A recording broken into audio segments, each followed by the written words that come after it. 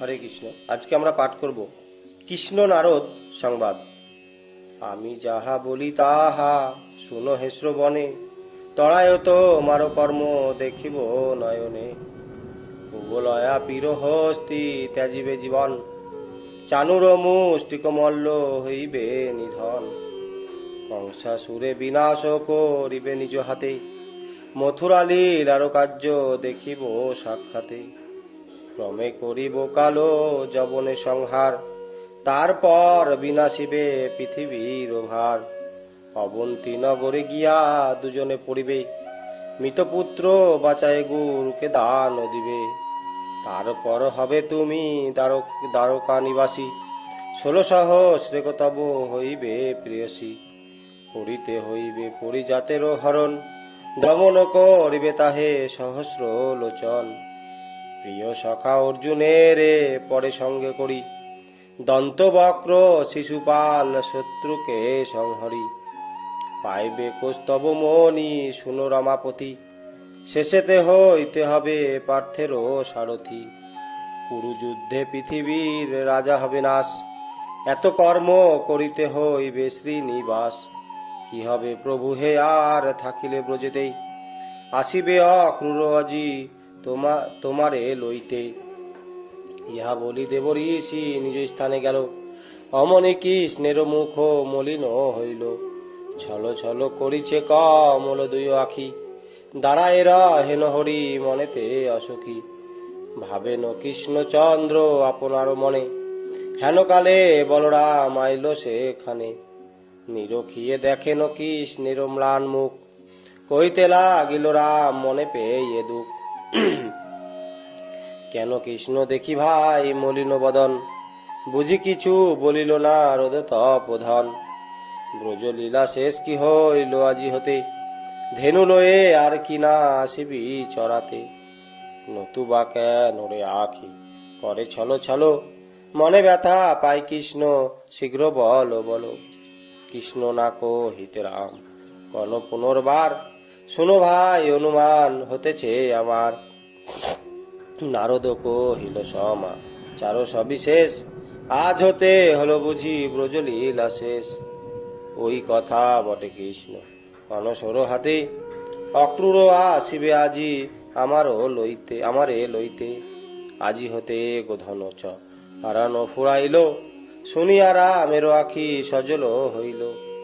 কেন্দে কন কেমনে ত্যাজিব ব্রজপুরী, কৃষ্ণগত প্রাণব্রজে যত গোপনারী।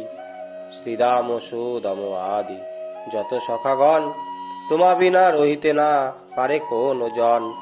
তোমা বিনা ধেনু বৎস নাহি যায় গোঠে, তুমি গেলে সকল পরিবে সংকটে।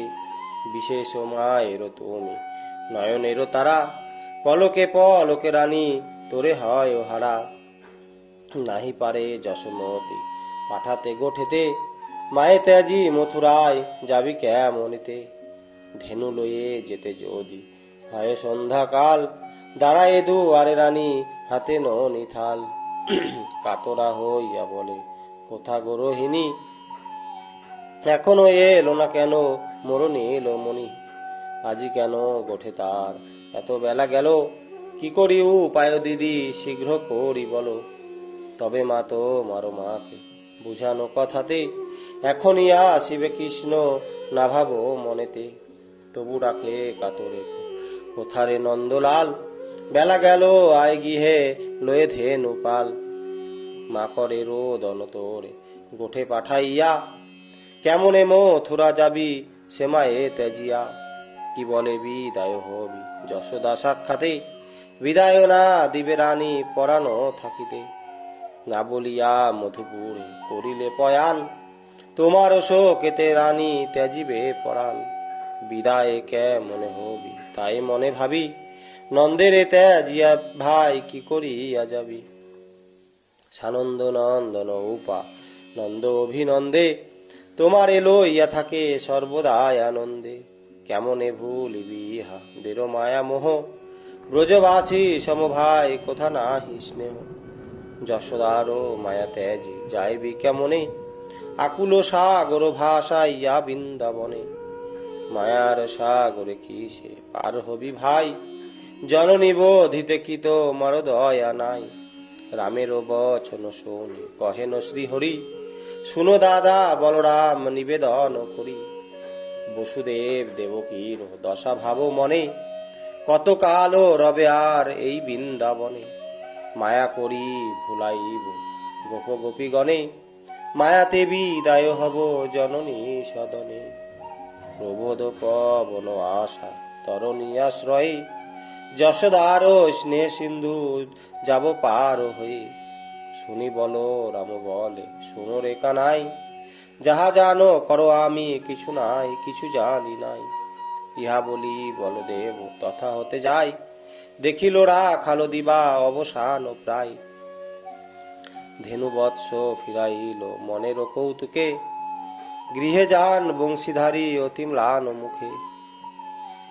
পথে জিজ্ঞাসেন রাম কৃষ্ণের চাহিয়া, এখনো মলিন মুখ কেন কি লাগিয়া।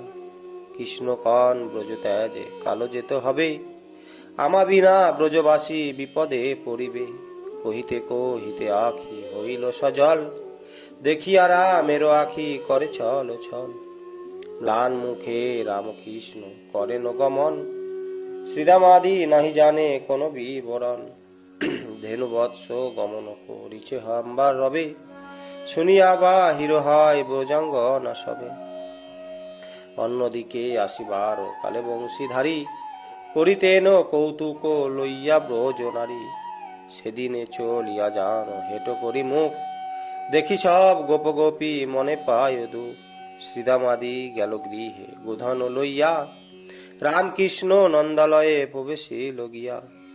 ধেনুশালে ধেনু বৎস করিয়া বন্ধন, বলরামে চাই কৃষ্ণ বলেন বচন।